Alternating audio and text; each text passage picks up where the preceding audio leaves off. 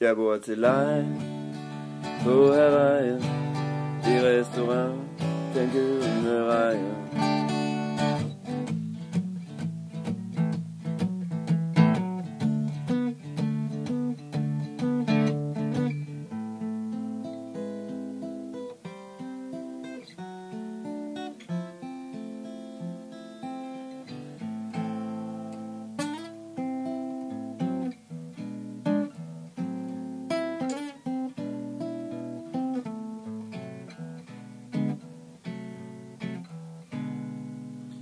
Hej så, jeg hedder H.C. Frank, og jeg vil vise dig 4 små eksempler på undervisning i 4 forskellige niveauer.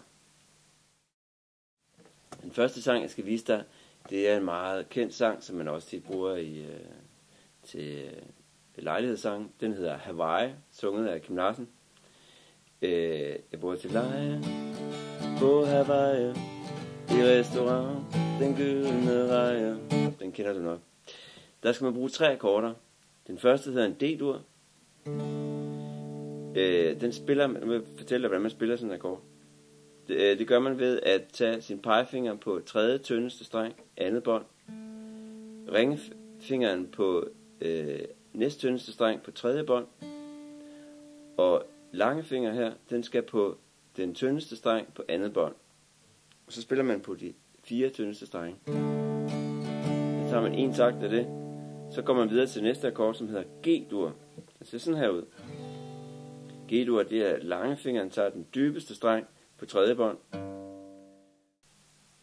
Noget andet, man kan bruge sin guitar til, det er jo at spille blues. Det er lige lidt sværere end begynderniveauet. Den mest simple måde at spille blues på guitar på, det er at spille sådan her. Og det er ret nemt. Man skal bare spille 2 strenge. Det er den næst dybeste og den 3. dybeste. Det hedder A og D-strenge. Den slår man af her slår an med sin højre hånd. Men for at det skal have en rigtig lyd, så skal man så have tryk den 3. dybeste streng ind på andet bånd. Så har man den her lyd. Så har man den rytme, der lyder sådan her. Og så for at give det lidt variation, så når man har sagt, så skifter man over til ringefingeren på 4. bånd på den samme streng, altså den 3. dybeste streng. Og så, så lyder det anderledes. Så først lyder det sådan her, så lyder det sådan her. Og man har så 2 slag, altså et hurtigt ned og op på den ene, og det samme på den næste. Og når man så skifter mellem de 2, så lyder det sådan her. Hvis man prøver noget, der er lidt sværere, så kan man gå i krig med en sang som Stairway to Heaven. Den er jo berømt. Og den starter meget smukt på den her måde.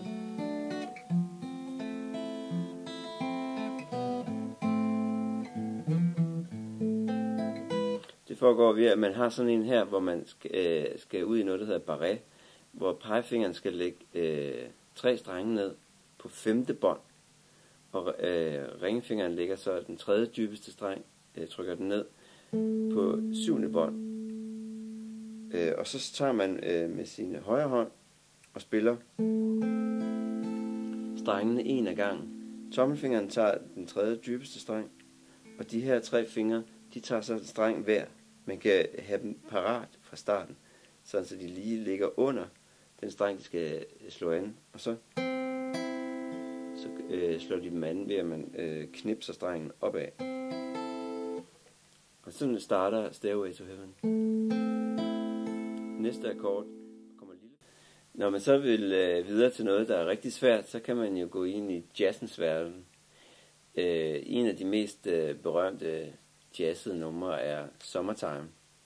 Hvis man spiller den i den tonart, der hedder A-mol, så kan man spille med de her akkorder her.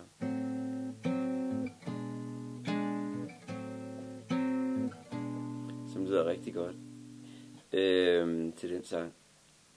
Det hedder en A-mol 6, hvis man spørger, hvad akkorden hedder.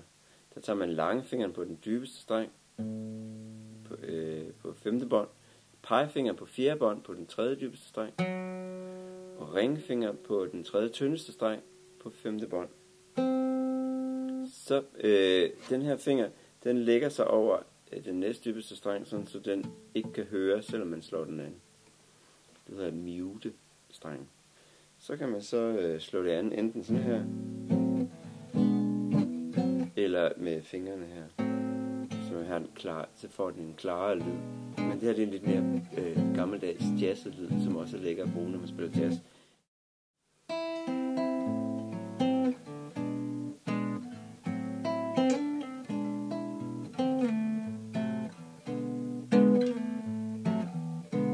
Så sådan kan det lyde, hvis man giver sig i kast med at spille jazz på sin guitar.